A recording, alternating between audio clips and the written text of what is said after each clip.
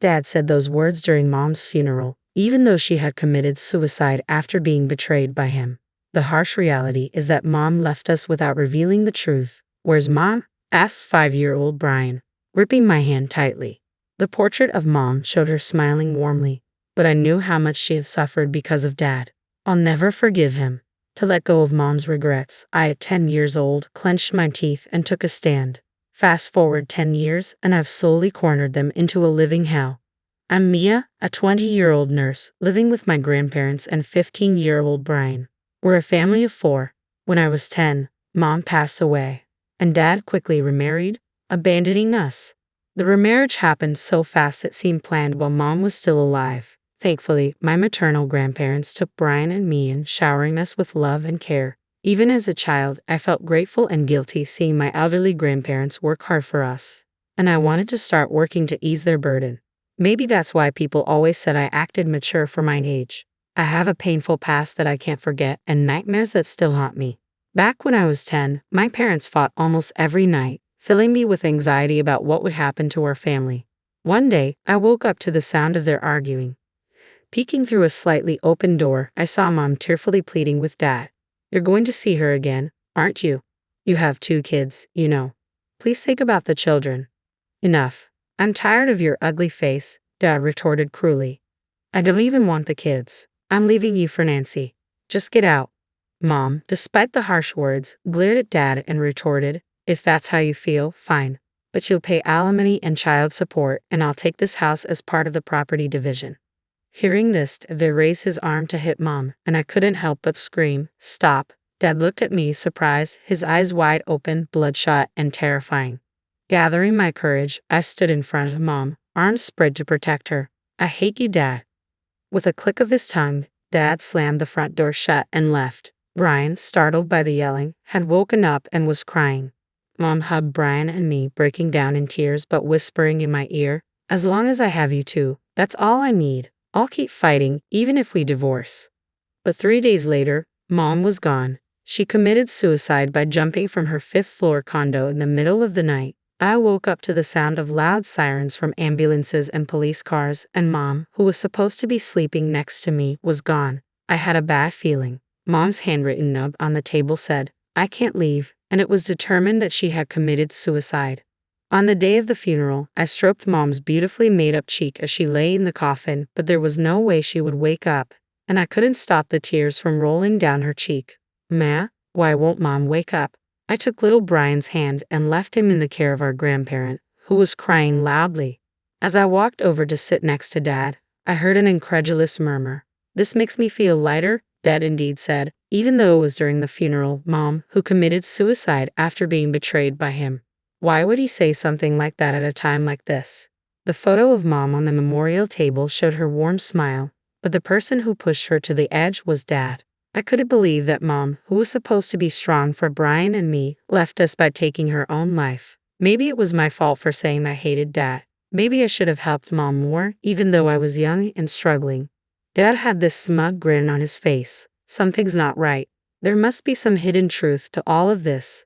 That's what I felt even at the age of 10. 2 months after Mom passed away, Dad introduced us to a young woman. Meet your new mom. Her name is Nancy. Be nice. The woman stared at Brian and me with cold eyes. Mom had just passed away, and now this? Was this the plan all along? I remember Mom saying during a fight with Dad, you're going to see her, aren't you? This woman must be that Nancy. I looked at Nancy, bewildered. Living with her is going to be a nightmare. Even with those thoughts, I put on my best fake smile and greeted her innocently.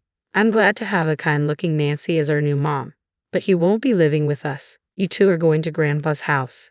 At that moment, Dad chose his affair partner Nancy and easily abandoned Brian and me. Still, I pretended to feel nothing and responded to Dad, is it because Grandpa and Granny look so sad? I understand, but I'm just not seeing you, Dad. When I said something I didn't mean, both Dad and Nancy smirked. Enjoy your laughter while you can, I thought, screaming silently in my heart. Mom must have committed suicide because of Nancy's appearance. I won't let this go, Mom. Watch me. At 10 years old, I decided to take action to help my mom find peace. But back then, I was just a kid in elementary school. I racked my brain, wondering what a child could do, what I should do first. While packing to move to my grandparents' house, I also searched through mom's belongings and dad's study. I had a feeling that mom's stuff might get thrown out now that there was a new woman in dad's life. I found something astonishing but didn't know what to do with it at that time, so I quietly tucked it into my bag. We started living with our grandparents, which must have been tough for them at their age. Grandpa took a job as a security guard, and Granny started working part-time at a supermarket checkout. I did my best to help with chores and take care of my brother Brian, but I was limited in what I could do because of school. Seeing my grandparents struggle financially, I remembered Mom saying she would get alimony and child support from Dad when they fought before she passed away. If we had that money, it would make life a bit easier for my grandparents. "Hey Granny, is Dad paying child support?" I asked. "Kids shouldn't worry about such things," Granny tried to be vague, not wanting to burden me. But when I pressed her, I found out Dad hadn't given us anything. My grandparents thought they had caused Dad trouble by Mom's suicide, so they didn't charge him anything. Even so, dumping his kids and pretending not to know is just awful. That's unforgivable. I broke open my piggy bank, gathered the coins, and took Brian's hand to board a bus to Dad's office. Once we arrived, we sat down in front of the entrance and started crying. Brian was genuinely scared and crying, but I was faking it. People who looked like Dad's coworkers gathered around and asked what was wrong. "We came to see Dad. We don't have money, so we don't even have food." The crowd looked shocked, but the most shocked was Dad. "Why are you two here?" After scrutinizing us, he heard from his coworkers what I had said and started sweating profusely. Fine, I'll give you money. Now go home." "Hey Dad, what's child support? Is it just $10? Dad, who tried to send us away with just a $10 bill, was met with cold stares from the crowd. "No, it's $500. I just forgot to pay Grandpa, so it's $500 for both of us." "That's too little." Whispers like raising two kids and $500 these days started circulating. "It's $1,000 for both of you. I'll send it now. Go home." "Thanks, Dad. If you forget the child support again, we'll come to your office." From then on, Grandpa received child support every month. Dad, however, became the subject of cold stares at work for abandoning his kids and remarrying the younger woman, and eventually quit his job. He found another job, but it paid less than the previous one. Every time he fell behind on child support, I'd show up at his office, forcing him to change jobs multiple times, each time with a lower salary. The bad rumors about Dad didn't stop at the office. I also took Brian to the homes of Dad's friends and relatives and pretended to cry, saying, "We miss Dad. He never visits." Thus, their reputations worsened and both Dad and his new wife Nancy became socially isolated. But I wasn't done. I frequently took Brian to visit Dad and Nancy's house for a specific reason. "What are you two doing here?" "We miss Dad." Brian hugged Dad, who looked genuinely happy, and let us in. Nancy glared at us, but I pretended not to notice and kept smiling. As soon as I entered the living room, I looked around and acted excited.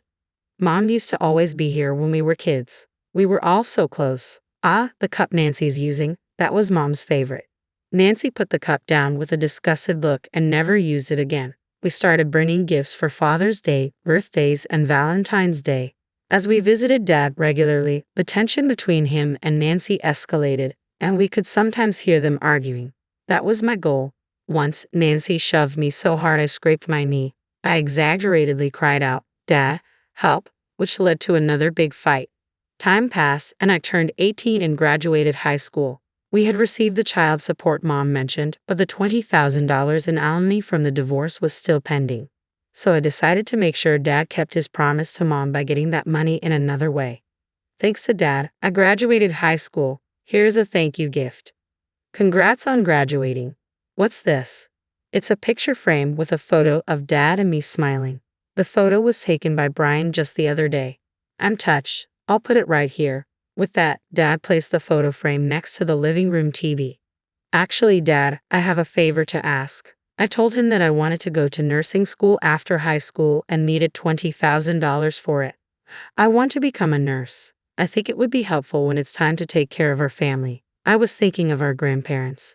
But Dad seemed to assume I'd be taking care of him in his old age. He transferred $20,000 from his savings to my bank card, and I was able to cover my tuition and become a nurse 2 years later. I later found out that divorce settlements and tuition are treated differently, but at the time, I was just happy Dad paid. Now, I'm 20 years old, and it's been 10 years since Mom passed away. Brian and I visited Mom's grave and paid our respects.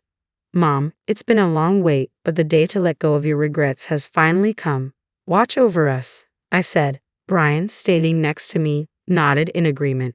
He's grown so much, even surpassing my height. He's become strong and athletic. Actually, I've confided everything to Brian, and he's agreed to help me with what I'm about to do.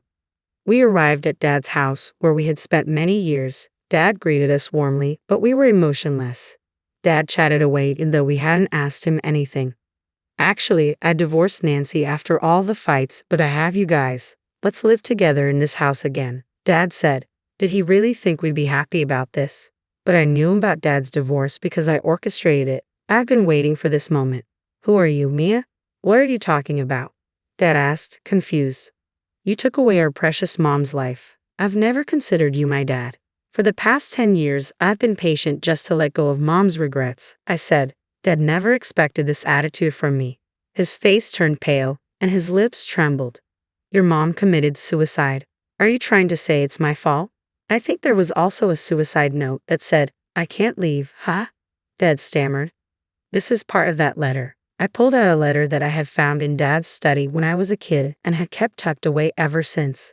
This was a letter Mom wrote to Dad during the time they were fighting over his affair. I get that your feelings have shifted to Nancy. If you agree to pay the $20,000 settlement and $1,000 monthly child support in the divorce, then let's divorce. Please let me and Brian leave with me, if I don't have those kids. The letter cut off here and was missing the next part. It probably said, I can't go on living, didn't it? When did you? I couldn't find it no matter how much I looked after it went missing. Did Maya hide it? Dad said, looking bewildered. There's no way Mom would leave us and commit suicide. I've always thought that. At that time, I was convinced when I saw this. It was your doing, I said. Dad, who was at a loss for words, suddenly burst out into a disgusting smile. Even if the will was a fake, isn't it true that Mom committed suicide? Still trying to deceive us. I know what you did, Dad. What, that I killed Mom? There's no evidence anywhere, right? Dad sneered. That's what proves it. I pointed to a picture frame next to the TV. It had a hidden camera and it sent data to my mobile phone. I took out my phone and played a video. It showed Dad and Nancy in a heated argument before they broke up. In their conversation, they exposed everything. I pushed my wife off the condo to be with you, and I even helped by grabbing her leg, Dad said. Nancy also fearlessly accused Dad. You liar, you said we wouldn't have to pay any settlement or child support if she was gone. Mia, what are you doing? Hand it over, Dad demanded, his face red and eyes narrowed as he approached me. Stop, get your filthy hands off me. Brian, now strong and sturdy, twisted Dad's arm. Ouch, let go, it hurts. I'll do anything, just forgive me. Dad knelt down, crying and begging for forgiveness. But there was no way we could forgive him. If you'll do anything, then bring our kind Mom back. Kind, my foot. She just nagged me for having a little affair, Dad grumbled. You're still saying that? Then let's settle this with the police. Hearing the word police, Dad's face changed. Wait, please, not the police. I'm sorry, I really am. After that, Dad and Nancy were arrested for taking Mom's life. During police questioning, they blamed each other, and all the facts came to light. The two showed no signs of remorse and will likely spend a long time in prison. Even if they get out, they've been fired from their jobs and disowned by their families. No one will associate with them. I'm working hard as a nurse, living peaceful and fulfilling days. Brian is studying hard, saying he wants to become a detective who protects the weak from the wicked. Since I'm also working, we've asked our grandparents to take it easy, and we plan to live happily as a family of 4 from now on.